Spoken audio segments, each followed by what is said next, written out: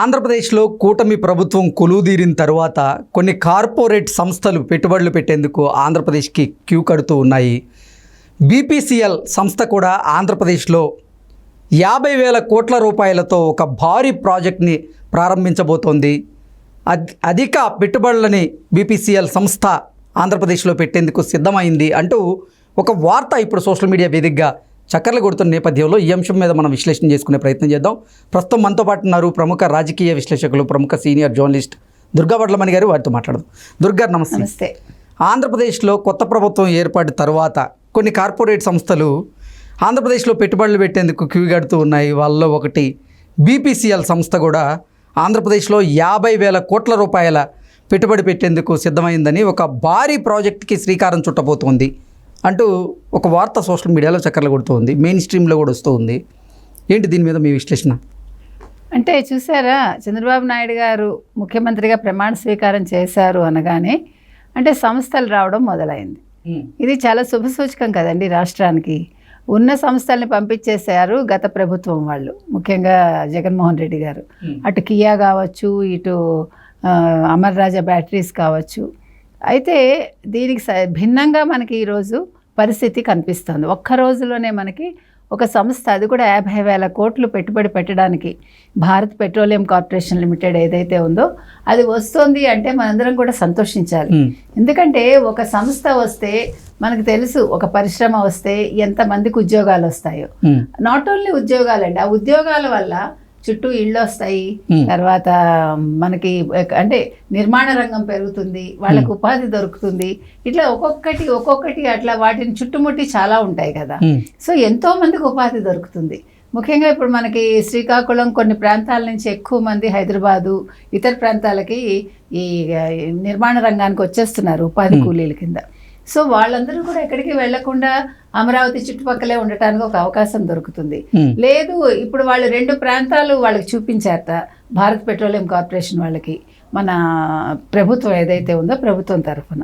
So వాళ్ళు ఆ ప్రాంతం ఎన్నిక చేసుకున్నాక అది ఏ ప్రదేశం అనేది మనకు తెలుస్తుంది. సో అదొక మంచి పరిణామం అండి. రెండోది, వాళ్ళు అడిగింది ఏంటంటే మాకు, సో ఇప్పటికే మనకు తెలుసు ముంబై, కొచ్చి, మధ్యప్రదేశ్లో ఈ రిఫైనరీ వాళ్ళ సంస్థ ప్రారంభించింది అక్కడ వాళ్ళ కార్యకలాపాలు. అయితే ఇప్పటికే ఇది ఉత్తరప్రదేశ్, గుజరాత్ కూడా పోటీ పడుతున్నాయి ఆంధ్రప్రదేశ్ తోటి. సో వాళ్ళు అడుగుతున్నది ఏంటంటే, మీరు ఏం ప్రోత్సాహకాలు ఇస్తారు? మాకు ఇప్పటికే 500 కోట్లు ప్రభుత్వం ఇచ్చింది, ప్లస్ 15 ఏళ్లకి GST రద్దు చేసింది. సో వాళ్ళు అడుగుతున్నది అది. అందుకు మరి ఆంధ్రప్రదేశ్ ప్రభుత్వం ముందుకు వచ్చి వాళ్ళకి అటువంటి ప్రోత్సాహకాలు ఇస్తారా, వాళ్ళకి ఏ రకంగా వాళ్ళు సంప్రదింపులు జరుపుతారనేది మనం చూడాలి. సో ఈ విషయంగా ఆల్రెడీ వీళ్ళు అధికారులు ఎవరైతే ఉన్నారో చంద్రబాబు నాయుడు గారితో సంప్రదించడం కూడా జరిగింది ఇప్పటి వరకు. కాకపోతే ఏంటంటే, ఇప్పుడు ముఖ్యంగా మనకి ఈ రిఫైనరీ అలాంటివి తీర ప్రాంతాల్లో ఉంటాయి, అంటే సముద్ర తీర ప్రాంతం ఉంటే చాలా మంచిది. కాబట్టి మరి ఎక్కడ ప్లేస్ ఇచ్చారో మనకు తెలియదండి, అది ఇంకా కొంచెం ముందుకు రావాలి మనకి బయటికి. తర్వాత మనకి విభజన హక్కు చట్టంలో కూడా ఆల్రెడీ మనకి కేంద్రం ఒక హామీ ఇచ్చింది, మీకు రిఫైనరీ కాంప్లెక్స్లు ఇస్తాము ఇవన్నీ కూడా. సో అది కూడా ఇప్పుడు కేంద్ర ప్రభుత్వం దృష్టికి రాష్ట్ర ప్రభుత్వం తీసుకెళ్ళబోతోంది. మీరు మాకు రాయితీలు ఇస్తా ఉన్నారు, ఆ టైంలో ఇలా చెప్పారు కాబట్టి ఆ విభజన చట్టంలో ఉండే ఆ హక్కులు ఏవైతే ఉన్నాయో వాటిని మాకు అమలు చేయండి, మాకు ఈ రిఫైనరీ వచ్చేలాగా చేయండి. ఇప్పుడు నిధులు వాళ్ళు కూడా ఇవ్వాలి కదండి మనకి, ఏ పరిశ్రమలకైనా. అందులో మనకి ఇప్పుడు ప్రత్యేక హోదా లేదు, ఇంకేది కూడా లేదు మనకి.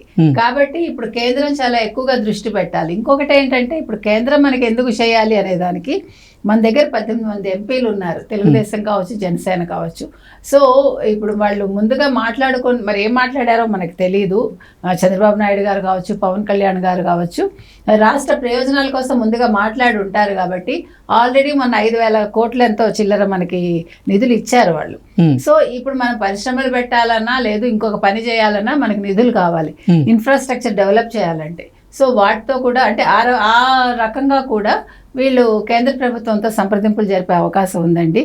ఏదేమైనా ఇలాంటి ప్రాజెక్ట్స్ మరిన్ని వస్తాయని మనం అనుకుంటున్నాం. ఎందుకంటే ఆల్రెడీ మనం మాట్లాడుకున్నాం ఎన్ని వస్తాయి. ఇప్పుడు చంద్రబాబు నాయుడు గారు వస్తే ఇప్పుడు ఈ రిఫైనరీతో స్టార్ట్ అయ్యి IT కంపెనీలు వచ్చే అవకాశం ఉంది. తర్వాత ఇంకా పర్యాటక రంగానికి సంబంధించి రావచ్చు, ఇంకా రకరకాలు, అంటే ఇంకా ఆ ఫీజిబిలిటీస్ చూసుకున్నాక ఎవరెవరు వస్తారు అనేది మనకి అర్థమవుతుందండి.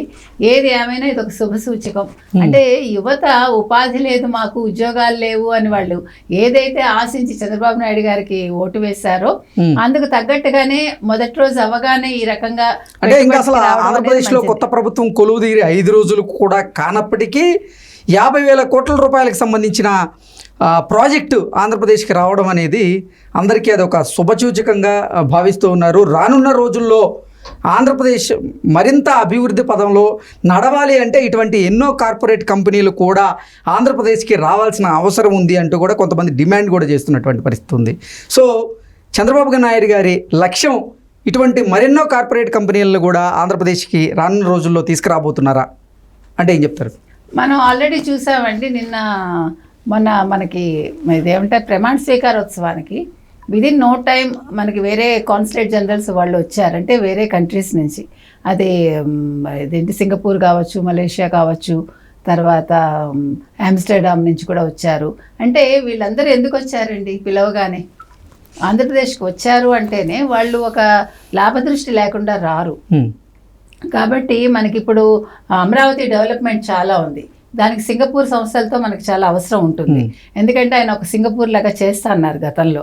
సో ఎవరికి వాళ్ళకి కూడా వాళ్ళ దేశాలను ఎలా వాళ్ళు అభివృద్ధి చేసుకోవాలి అని ఆలోచిస్తారు. కాబట్టి ఆ దృష్టిలో వాళ్ళందరూ కూడా ఇక్కడికి వచ్చి ఉండొచ్చు. తర్వాత ఇంకా ముందు చంద్రబాబు నాయుడు గారితో చాలా కంట్రీస్ నుంచి వాళ్ళు సంప్రదింపులు జరిపే అవకాశం ఉంది.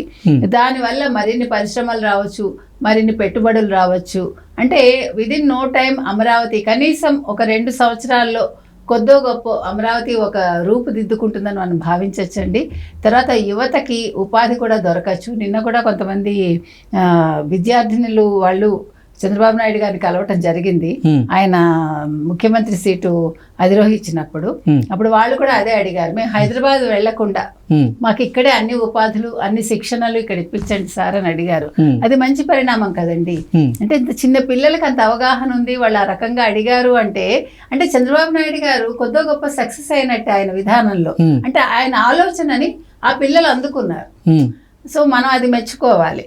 ఇలాగ ప్రతి ఒక్కళ్ళు ముందుకొచ్చి మేము ఇక్కడే ఉంటాము, ఇక్కడే చదువుకుని ఇక్కడే ఉద్యోగాలు చేసుకుంటాము, రాష్ట్ర అభివృద్ధికి మేము కూడా కొద్దో గొప్ప మేము కృషి చేస్తాం అన్నారనుకోండి, బోల్డ్ స్టార్టప్ కంపెనీలు వస్తాయి. అది ఇంకా మంచిది కదా. ఒక స్టార్టప్ కంపెనీ కనీసం ఒక 10 మందికి ఉపాధి ఇస్తుంది కదండి. ఇవాళ స్టార్టప్ కంపెనీ రేపు పెద్దది అవ్వచ్చు. కాబట్టి ఆ దిశగా కూడా విద్యార్థులు కూడా ఆలోచిస్తున్నారు. తర్వాత చంద్రబాబు నాయుడు గారి దృష్టి అదే. కాబట్టి యువతకి ఇప్పుడు స్కిల్ గణన కూడా చేసి స్కిల్ సెన్సస్ కూడా చేస్తున్నారు. సో ఇవన్నీ కూడా మంచి విషయాలండి. ఏది తీసుకున్నా కూడా రాష్ట్రం ఆల్రెడీ మెగా డిఎస్సి మీద ఆయన చెప్పినట్టుగా 347 ఉద్యోగాలు మళ్ళీ తీసుకోండి. ఆల్రెడీ 16,347 ఉద్యోగాలకు ఆయన సంతకం చేశారు. ఇంకా మరిన్ని ఉద్యోగాలు ఉన్నాయని మనం విన్నాం. మొత్తం 25,000 అన్నారు. కాబట్టి ఈ 5 ఏళ్లలో అవి కూడా రావచ్చు. ఇంకా ఏ శాఖల్లో ఏమేమి ఉన్నాయో మనకు తెలియదు. ఒక్కొక్కటి ఆయన ఫిలప్ చేసుకుంటూ వస్తే నిరుద్యోగ సమస్య కొంతవరకు తీరుతుందండి. అందరూ కూడా చాలా ఆనందంగా ఆంధ్రప్రదేశ్లో అభివృద్ధిలో పాల్పంచుకుంటారు. వాళ్ళు కూడా ఉద్యోగాలు చేసుకుని వాళ్ళ భవిష్యత్తును వాళ్ళు నిర్మించుకోవడానికి అవకాశం ఉంటుంది. ఓకే అండి, థ్యాంక్ యూ సో మచ్.